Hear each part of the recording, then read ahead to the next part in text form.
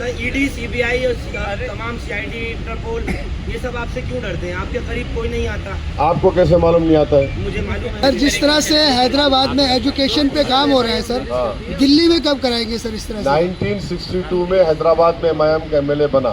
जी sir. 1984 medical college बनना शुरू हुआ। आप यहाँ पे जड़ तो मजबूत कर लीजिए, नहीं होगा। आप क्योंकि काम नहीं कर पाए तो अल्लाह सुब्हाना व तआला उसका रिप्लेसमेंट पैदा कर रहा है शिफा के रूप में। और आप ये समझ रहे हैं कि मैं हूँ। आप कौन है भाई? हम कुछ नहीं है। We are nothing. दूसरे अल्ट्रा सेक्युलर लोग हैं, देखिए ओवैसी गिरिराज के साथ बैठ गया। अरे नहीं बैठूं तो क्या करूं मैं? पावरलूम का मसला है ना, और सिंगल पावरलूम तो वहां पे 3 लोग 4 लोग काम करते हैं। खत्म होगा कि आपके आने से बीजेपी जीत जाएगी। अमानत की तरफ से ये फैलाया जा रहा है कि बीजेपी ने 20 से 30 हज़ार वोट मुसलमानों के कटवा दिए हैं। अगर आप असद साहब को वोट देते हैं तो और ज़्यादा वोट बढ़ जाएगा। ये मिथ कैसे टूटेगा सर? एक ये हमारे मुश्ताक साहब हैं, ये हमारे छोटे भाई की तरह हैं, पीए हैं, सब चीज़ है। तो जादूगर की जान तोते में जो बोलते ना, तो मामला इनका ये है। तो हमारे दफ्तर दारुस्सलाम में हमारे पास साल के 365 दिन एक इलेक्शन विंग काम करता है। उस पर हमको सालाना अखराजात हम उस पर करते हैं, और उनका काम कुछ नहीं होता है। जैसा नवंबर दिसंबर में वोटर लिस्ट आती है, ये लोग 24 घंटे उस पर लग के वोटर लिस्ट से नाम चेक करते हैं। फिर जो पुरानी वोटर लिस्ट थी उसको देखते हैं, और फिर जनवरी में कितने लोग, फिर हमारे लोग जाते हैं, 18 साल के लोग कितने हो रहे हैं। शिफ्टिंग बहुत होती है लोगों में, जो गरीब तबका है रेंट पे, उनको चेक करके फिर हम उनके नाम इंक्लूड करवाते हैं। फिर जनवरी में जो वोटर लिस्ट आती है फिर उसको हम चेक करते हैं। तो वोटर लिस्ट का जो काम होता है ना, वो आपको कंटिन्यूस बेसिस पे करना पड़ता है। अब अगर ओखला का ये जो डीलर है, अगर उसको ये काम करने नहीं है तो फिर वो तो कहावत है ना कि नाच ना जाने तो आंगन टेढ़ा क्यों। ये तो काम आपको करना है। ये काम हम महाराष्ट्र में भी करते हैं, यूपी में नहीं कर पा रहे हैं मगर महाराष्ट्र में हो रहा है। तो नाम निकाल दिए तो कैसे निकालते हैं आपके नाम? आपको चेक करना चाहिए। आप चेक ही नहीं करते हैं तो उसका जिम्मेदार आप किसी को क्यों डालते हैं? और ये जो ये जो ह्यूज नंबर बना वो पॉसिबल नहीं है। वो पॉसिबल नहीं है। 20,000 नंबर कैसे निकालेगा भाई कोई भी? मेरे को नहीं लगता। हाँ, 4,000 3,000 ऐसा हो गए, खेल लिए उसमें आप, वो करना चाहिए। दूसरा सवाल क्या था आपका? ये मिथ कैसे टूटेगा कि आपके आने की वजह से? अब नहीं, अब देखिए, अब 70 में हम 2 लड़ रहे हैं, तो अब भी पागलपनी गुफ्तगू है। अब 2 लड़ रहे हैं तो कैसे पैदा होगा? और ओखला की वोटर लिस्ट ये बता रही है कि बीजेपी नहीं जीत पाएगी इंशाल्लाह वहाँ पर। चलिए उनकी बहस के लिए मान भी लिया जाए। तो तुम क्यों लड़ रहे भाई? तुम विड्रॉ हो जाओ ना, तुम विड्रॉ हो जाओ। तुमने काम ही नहीं किया, कांग्रेस क्यों दी? तुम उसको हटा लो भाई तुम। और बीजेपी का डर सिर्फ 2 सीट पर क्यों है? 68 पे क्यों नहीं हो रहा है? वैसे साहब, मान लीजिए कि आप 2 सीट पे जो है आप जीत जा रहे हैं इंशाल्लाह, और अरविंद केजरीवाल को जरूरत पड़ती है सरकार बनाने के लिए। हाँ, तो क्या उस हम कल रात में क्या बोले? हमने सुना नहीं। आप कल जलसे में नहीं थे? हाँ, नहीं, हम बोले कि इंशाल्लाह अगर ऐसा होता है तो हम उसी जगह पर आकर आप तमाम लोगों से सवाल करके, आप तमाम लोगों से इजाज़त लेकर हम फैसला करेंगे। और ये फैसला वहीं करेंगे, अभी नहीं करेंगे। क्या डिमांड रखेंगे? अरे आप बोलेंगे, जो जनता बोलेगी वो डिमांड रखेंगे। देखिए 1984 में जब एनटी रामाराव को हटाया गया था, हमारे 5 MLA थे और नाडेला भास्कर राव मुख्यमंत्री बने। मैं चश्मदीद गवाह हूँ। उस वक्त मेरी उम्र होगी 14-15 साल। हमारे वालिद जेल में थे, पर वापस आए। नाडेला भास्कर राव से मिलने गए थे, तो नाडेला भास्कर राव ने वालिद साहब कहा कि आपके 5 MLA हैं, मैं 25 लाख रुपए दूंगा।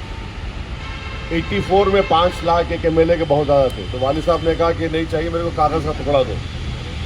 बोले क्या चाहिए? बोले मेरे को तुम गवर्नमेंट ऑर्डर बोलते हैं हैदराबाद में कि उस पर आप मुझे मेडिकल इंजीनियरिंग कॉलेज खोलने का परमिशन दो, मगर मैं कल एक पब्लिक मीटिंग करूंगा।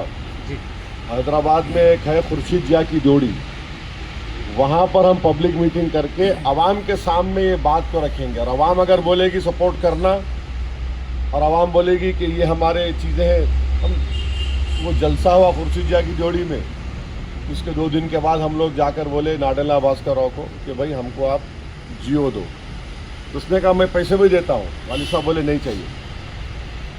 84 में हम लोग पैसे नहीं लिए, तसउद्दीन ओवैसी 2024 में पैसे लेगा, और उसके बाद आप देखते हैं कि वो कॉलेज खुला और माशाल्लाह से वो कॉलेज कायम है। तो अगर आप ऐसे हालात पैदा होते हैं तो यकीनन हम उसी जगह पर जाकर आवाम से बात करके, आवाम से मशवरा करके फैसला करेंगे।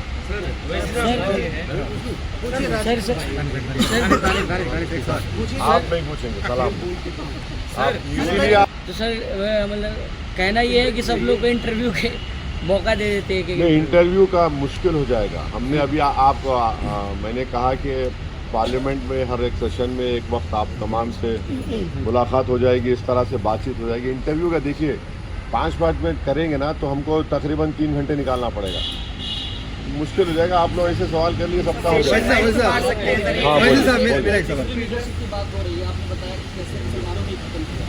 जब हम ग्राउंड पर जाते हैं तो बहुत सारे मुसलमान कहते हैं कि ओवैसी साहब से मुस्लिम की बात होती है, तो और आपकी पार्टी का नाम नहीं है तो इत्तेहादी मुस्लिम, तो इधर का जो तबका है कहता है कि इधर की बात की जा रही है कि हिंदू इकट्ठा हो जाए और इधर की बात की जा रही है कि मुसलमान इकट्ठा हो जाए। तो आपने नाम बदल कर आते देश में? नहीं बदलूंगा, नाम नहीं बदलूंगा, मैं नाम नहीं बदलूंगा, नाम नहीं बदलूंगा। इसलिए नहीं बदलूंगा कि कॉन्स्टिट्यूशन मुझे इस बात की इजाज़त देता है, और नाम बदलने की बात शिवसेना से क्यों नहीं की जाती, अकाली दल से, तेलुगु देशम से,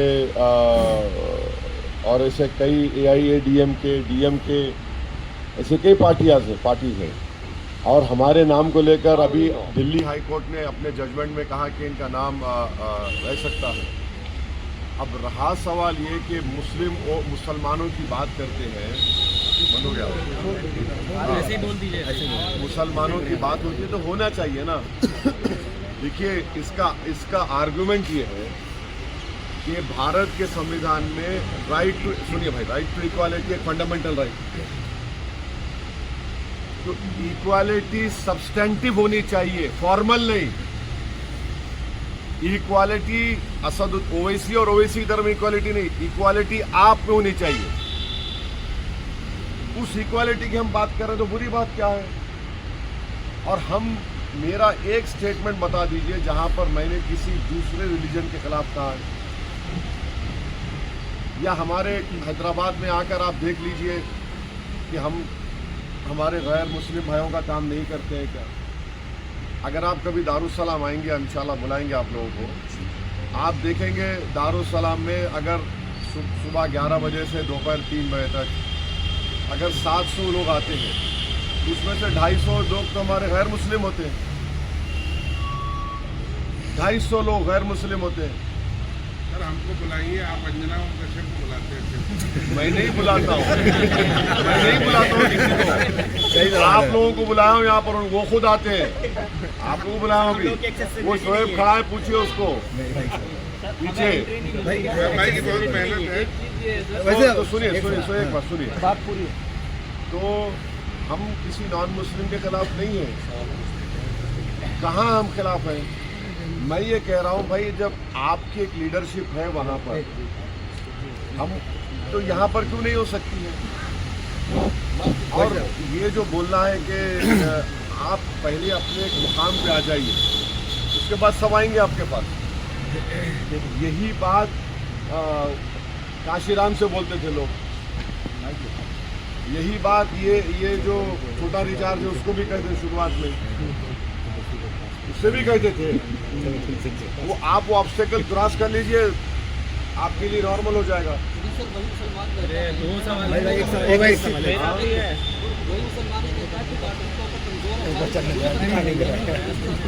दिख नहीं रहा है। कि अगर इसका साथ नहीं देंगे तो लोग कहेंगे कि आपने इतने लोगों की बात की थी, उनके साथ दिया जाएगा, फिर क्या होता है तो परेशान किया जाता है। तो वो मजबूरी एक बात सुनिए, शिफा के एमआईएम का मेंबर था, शर्जील एमआईएम का मेंबर था, ऐसे कई लोग हैं भाई। आपको टारगेट किया जा रहा है विथ और विदाउट पॉलिटिकल एफिलिएशन। आप पॉलिटिक्स में आकर अपनी लीडरशिप को मजबूत करिए।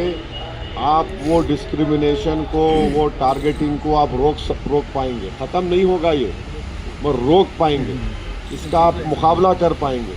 वही साहब, हाँ, चुनाव से पहले आप कहते हैं फिरकापरस्त ताकतों को रोकना है, कांग्रेस के खिलाफ बोलते हैं, तो इसलिए तमाम लोगों के खिलाफ आप बोलते हैं। फिर उसके बाद देखा जाता है कि ठीक है आपके साथ वो गठबंधन भी नहीं करते, लेकिन फिर देखा जाता है आप उनके साथ ही मंच साझा करते हैं, समर्थन देते हैं और एक दूसरे की तारीफ भी करते हैं। तो फिर ये दोहरा रवैया नहीं है? चुनाव से पहले कहें नहीं, दोहरा रवैया नहीं है। अगर मेरे कॉन्स्टिट्यूंसी में 290 करोड़ की सीवरेज लाइन पड़ रही है अकबर के पास, तो मेरा राइट है ना गवर्नमेंट से काम करवाना। मैं ना काम मत कराऊं। अब मिसाल के तौर पे मालेगांव में पावरलूम इंडस्ट्री है, मालेगांव में वो पावरलूम इंडस्ट्री के लोगों को मैंने वादा किया था कि तुमको ले जाकर मिनिस्टर के सामने बिठाऊंगा। उन तमाम को मुफ्ती इस्माइल साहब के साथ बुलाकर, उनके मिनिस्टर है गिरिराज, उनसे टाइम लिया।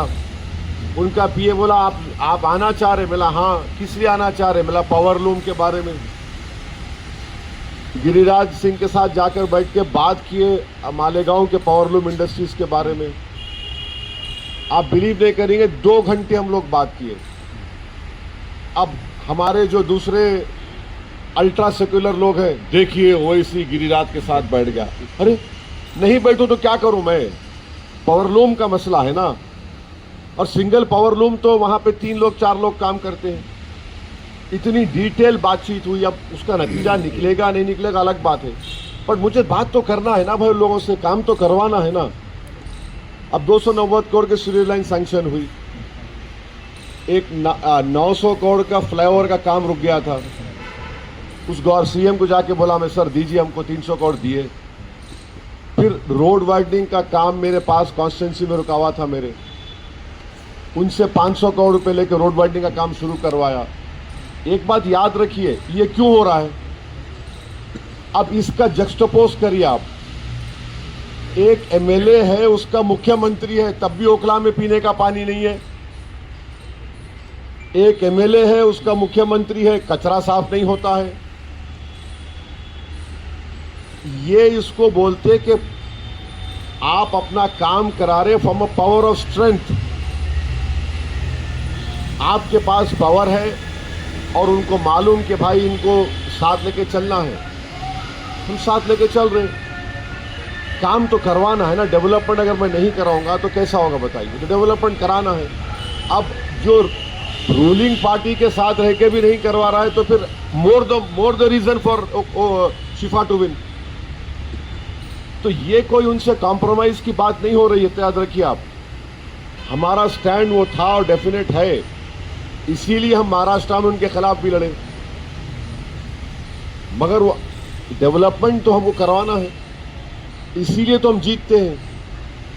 ऐसा नहीं है कि इतने सालों से जीत रहे हैं तो खाली भाषण पे नहीं जीतते हैं, होगा वो भी एक रीजन, बट जमीन पे तो काम तो करवाना है ना। सर आप मुस्लिम वैसे सर आप मुस्लिम लीडरशिप की बात करते हैं। हाँ सर मुस्लिम लीडरशिप की बात करते हैं। अभी दिल्ली में जिन 2 सीटों पर आप चुनाव लड़ रहे हैं, दोनों पर पहले से ही मुस्लिम है, तो अब नए चेहरे को लाकर क्या साबित करना चाहते हैं? इसका क्या मतलब, क्या अलग हो जाएगा? नहीं देखिए, वो लीडरशिप नहीं है, वो आम आदमी पार्टी का एक नुमाइंदा है। अगर वो लीडर होता तो 18 महीने से वक्फ बोर्ड को कॉन्स्टिट्यूट करते, लिख कर दिया है हमारी कमेटी को कि 18 महीने से उन्होंने वक्फ बोर्ड कॉन्स्टिट्यूट नहीं किया, तो गवर्नमेंट ऑफ इंडिया ने अपने पसंदीदा ऑफिसर को नॉमिनेट कर दिया। और पसंदीदा ऑफिसर ऐसा नॉमिनेट किया कि ये हमारे घर के सामने 2 खबरें थी, ये 1984 में मरहूम वालिद को घर मिला था, 2004 में मुझे लकीली मिल गया। आपको मालूम कि आज से 2 साल पहले हम लोग कोई नहीं थे, हमारे घर को घेर कर 2 खबरों को तोड़ दिया गया। मैं दिल्ली वक्फ बोर्ड को बताया कि क्या हुआ। Non constitution of the Delhi Waqf board officer आके पूरा तोड़ना शुरू कर दिया। पुरानी ईदगाह में जाकर देखिए जो वहाँ पर जो तमाशा कर दिया गया। तो कहाँ आप उनको लीडर मानते हैं? कल की सभा में वो गिनवा रहे 5-5 लाख के चेक उन लोगों को दिए जो CNRC में मतलब घेरे गए, सवाल किया गया उन पर 5-5 लाख के चेक दिए हैं, तो उन पे जो लिंचिंग वालों को दिए हैं। नहीं, जो चार्जशीट में तो ये बताया गया है उनके खिलाफ कि ना वक्फ बोर्ड बनाया गया, ना गवर्नमेंट एग्जिस्टेंस में थी, उन्होंने पब्लिक से डोनेशन ले लिया, वो चार्जशीट में लिखा गया है। और कंपनसेशन की जहाँ बात है, कंपनसेशन में तो डिस्क्रिमिनेशन किया गया, ये बात आप लोग ने खुद रिपोर्ट की। कंपनसेशन में खुद डिस्क्रिमिनेशन किया गया। तो मेरा हमारा पार्टी का मानना ये है कि वो बेनामी की आवाज़ है, वो उसमें कोई दमखम नहीं है। अब मुस्तफ़ाबाद चलिए, आप हाजी साहब थे भाई साहब, आप तो सोच भी नहीं सकते वहाँ पर मुस्तफ़ाबाद में जो हाल है। वेलकम टू मुस्तफ़ाबाद आप देखेंगे बोर्ड एक, और अंदर जाकर आप जिस गली में जाना चाह रहे मिनिमम आधा घंटा लगेगा आपको, कुछ काम नहीं है वहाँ पर। भाई आप रूलिंग पार्टी के MLA है, आपका चीफ मिनिस्टर है जो सारे बाजा बजाते फिरता है कि मैं ये कर दिया, मैं वो कर दिया, फुला कर दिया, कहाँ है बताइए फिर? यकीनन देखिएगा आदमी 5 साल से जेल में है। नहीं मालूम आप लोग कितने लोग जेल में जाकर रहे हैं। मैं 98 का फुटबॉल का पूरा वर्ल्ड कप जेल में बैठ के देखा। मैं 48 डेज जेल में था मैं, और बड़ा मुश्किल काम होता है, आसान काम नहीं होता है। फिर 2012 में कांग्रेस की सरकार ने किरण कुमार रेड्डी के मुझे 8 दिन फिर एक बार डाले, चंद्रबाबू नायडू कई मरतबा डाले। तो जब आप जेल में रहते हैं ना तो वो बहुत टफ होता है, बहुत आसान नहीं होता किसी के लिए। आप घर में सोते वक्त लाइट बंद करते, आप जेल में लाइट नहीं बंद करते, लाइट नहीं बंद करते मेरे भाई। तो उसको यूज होने के लिए आपको कम से कम 6, 8, 10 दिन लगते हैं। और अगर कोई शरीर किस्म का कोई नाइट ड्यूटी ऑफिसर रहा, उठो इसी, उठो जाग रे, अरे क्यों उठा यार, नहीं तुम मर तो नहीं गए भाई। ये जो टॉन्ट्स होते हैं ना, ये 5 साल रह के आप बहुत अरे आसान बात नहीं है, आपको बहुत ही सख्त रहना पड़ता। तो शिफा जो बात कह रहे हैं वो बात सही है, और शिफा जो बात कह रहे हैं वो अपनी तरफ से नहीं कह रहे हैं, कई लोग हैं। अब मुझे एक लेटर किसी ने ला कर दिया इंजीनियर रशीद का, वो भूख हड़ताल में बैठे हैं जेल में, भूख हड़ताल में बैठे हैं। तो ये उनकी तकलीफ है, उसको समझने की ज़रूरत है। कहाँ से आ रहे लोग उसको समझिए आप। ताहिर हुसैन को जैसे एक कस्टडी कानून मिला, जो लोग रैली निकाल रहे थे कि हमारा विधायक निर्दोष, तो ताहिर हुसैन को कस्टडी कानून मिलने का विरोध करते हैं, पुतला जलाते हैं। हमने प्रियंका ठाकुर को जो है भोपाल से सांसद बनते हुए देखा। संजीव बालियान मुजफ्फरनगर के दंगे से निकल कर आते हैं, जुगन सिंह सैनी जो है मुजफ्फरनगर के दंगे से निकल कर वो खदौली से विधायक चुनकर जो है विधानसभा पहुँचते हैं। आदम मोहन से सुरेश राणा जो है विधायक चुनकर जो वो पहुँचते हैं। आप एक पड़ोसी हैं डी राजा सिंह, 104 उनके ऊपर FIR है, 87 एक्टिव FIR है। तो उधर चुप्पी उन्हें एक कस्टडी का रोल पर जो है जबकि एक लोकतांत्रिक अधिकार, अरे वो बाहर में जाए ना, उनको पुकार रहे थे थोड़ी, कोई अपॉलॉजी होने की जरूरत नहीं है, बाहर में जाए। हम लड़े कानून भाई। बड़ौदा डायनामाइट केस जॉर्ज फर्नांडिस पे था, मुजफ्फरपुर बिहार से जीते वो, हाँ जॉर्ज फर्नांडिस, बड़ौदा डायनामाइट केस था उनके पास, जीते वो। कानून इजाज़त देता है, लड़ेंगे हम। ये देखिए, ये कोई इन सब चीज़ों से कोई फ़र्क पड़ने वाला नहीं है। ओखला बाकी है, क्या मतलब है भाई? एक तारीखी जगह है ओखला, ऐसे 56 लोग आके चले जाएंगे, ओखला रहेगा, आबाद रहेगा इंशाल्लाह। लोग ये भी कह रहे हैं सर कि ये प्रॉब्लम जो है ओखला की, सड़कों की प्रॉब्लम से या लोगों को उठाए जाने की प्रॉब्लम से, ये बहुत नई नहीं है, ये बहुत पुरानी है। तो लोग बात कर रहे हैं कि ओवैसी 10 साल पहले या 5 साल तक कहाँ पे थे, क्योंकि पार्टी आए थे, आपने साथ नहीं दिया, हम लड़े इलेक्शन। हम ऐसा नहीं है कि हम छोड़ के चले गए, हम इलेक्शन लड़े, लंदन को लड़ाए, उससे पहले भी लड़े। हाँ हाँ बिल्कुल, तो लड़े हैं। मगर मेरा बोलना ये है कि आपका तो मुख्यमंत्री रहा है ना, आप 10 साल से विधायक हैं, आपका मुख्यमंत्री रहा है, आप ये बुनियादी पानी का पीने का पानी का तो प्रॉब्लम सॉल्व करा सकते थे, आप सफाई का इंतज़ाम करा सकते थे, आप पुलिस में जाकर FIR दर्ज करा सकते थे। आप खुद वक्फ बोर्ड के चेयरमैन हैं, आपको हटा दिए तो आप 15 महीने आप बॉडी आपको आप वो नहीं करते हैं।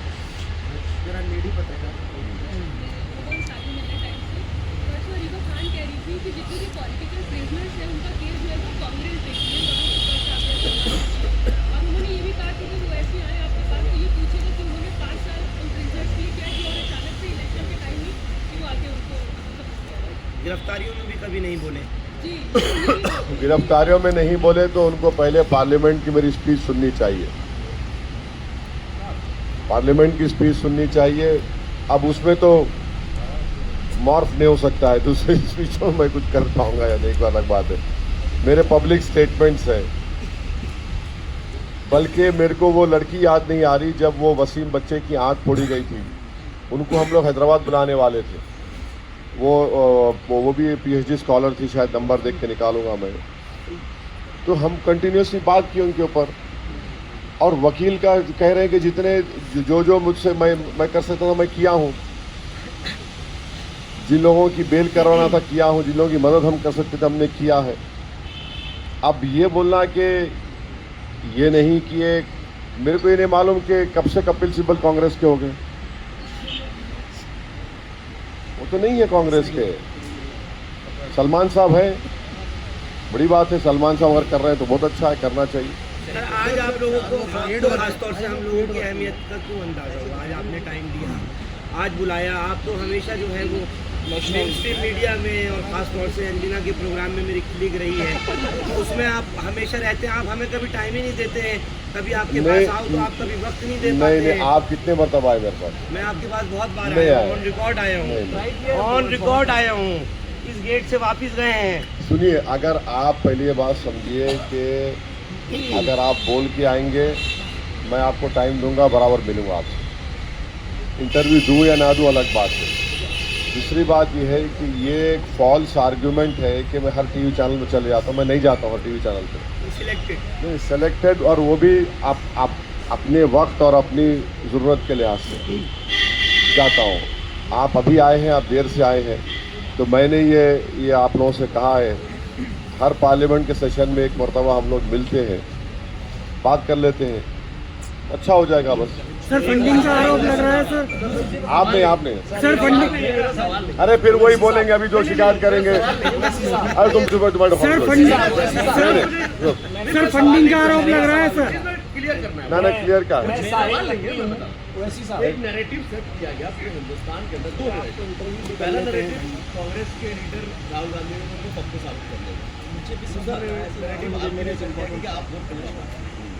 अगर 80-20 की राजनीति वो खुलेआम करने की बात कर रहे हैं, तो 20% की राजनीति को एक साइड करके खुलेआम करने की क्यों नहीं कर रहे?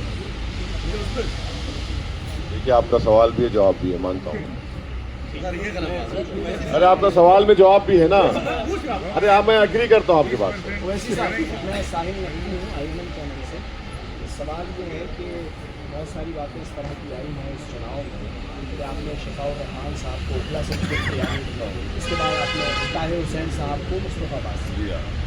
3 नाम आप अपने मंच से बार बार लेते हैं, ताहिर हुसैन, शफाउर रहमान और सैफ।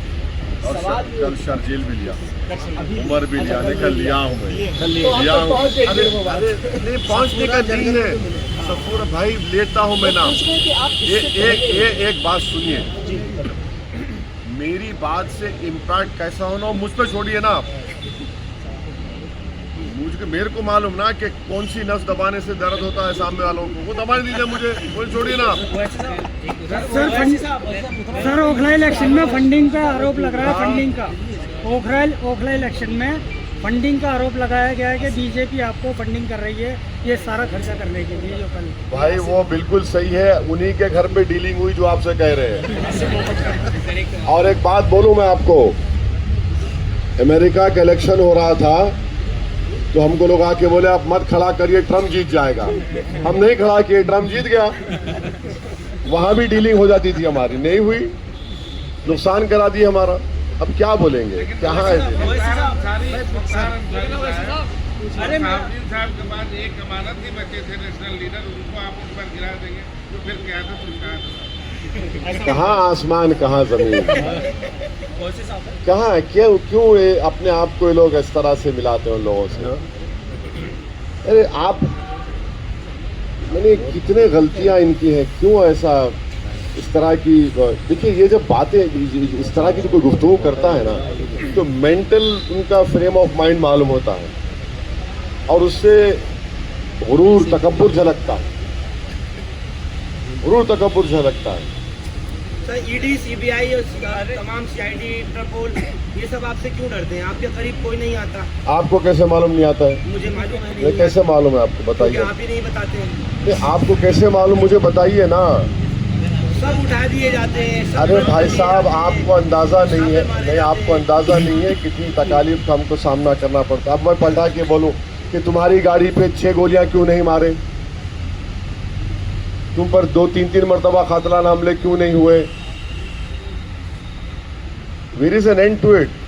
और ये देखिए, मेरे को अपनी वफादारी साबित करने की किसी की जरूरत ही नहीं है। ये सब तकालीफ का हमको सामना करना पड़ता है। ऐसा नहीं है, मत समझिए कि तकालीफ का सामना नहीं, बिल्कुल सामना करना पड़ता, सामना करते हैं। फ़र्क ये है कि हम रोते नहीं आवाम में आके, हाय मैं लुट गया, मैं ये हो गया, फला हो गया। मेरी पीठ पर भी इतने ज़ख्म है कि आपको जगह नहीं दिखेंगे, इतने ज़ख्म है, इतने मायूस एतबार से देखा जाए तो। सर वैसे असल में हम के लिए आए थे और बात ये थी कि यहाँ प्रेस कॉन्फ्रेंस हो, नहीं प्रेस इंटरेक्शन हो रहा है। AIMIM को जो है कैसे आगे बढ़ाया जाए? अरे आप बोलिए ना, बोलिए। कैसे ये बातचीत हो? आरोप ये भी लगते हैं कि यूपी में या बहुत सी जगह चुनाव लड़ते हैं लेकिन जीतने की कोशिश नहीं करते, क्योंकि जैसे बीजेपी एक पन्ना प्रमुख बनाती है, बीजेपी उस तरीके से चुनाव लड़ती है, ग्राउंड लेवल पे अपने कार्यकर्ता बढ़ाती है, लेकिन कहीं ना कहीं AIMIM पे ये आरोप लगता है कि सिर्फ ये चुनाव के टाइम आता है। नहीं, यूपी की हद तक आपको, यूपी, बिहार, महाराष्ट्र की हद तक आप बता रहे हैं कि वहाँ पर ऑर्गेनाइजेशन पे बहुत काम हुआ शौकत साहब का। वेस्टर्न यूपी में मैं अलग इंचार्ज बॉडी बना दी है, सेंट्रल में बनाए थे वो साहब काम नहीं कर रहे हैं, वो मानता हूँ। ईस्टर्न में बनाए हैं, वो काम कर रहे हैं। महाराष्ट्र में हमने वेस्टर्न महाराष्ट्र, मराठवाड़ा, मुंबई को अलग किया है, वहाँ काम हो रहा है। बाज़ अचानक असेंबली कॉन्स्टिट्यूंसीज में अगर खड़ा करते हैं तो वो बात अलग है, मगर ऑर्गेनाइजेशन पे काम हो रहा है। कर्नाटका में, बिदर में हमारा अच्छा ऑर्गेनाइजेशन है, बेंगलुरु में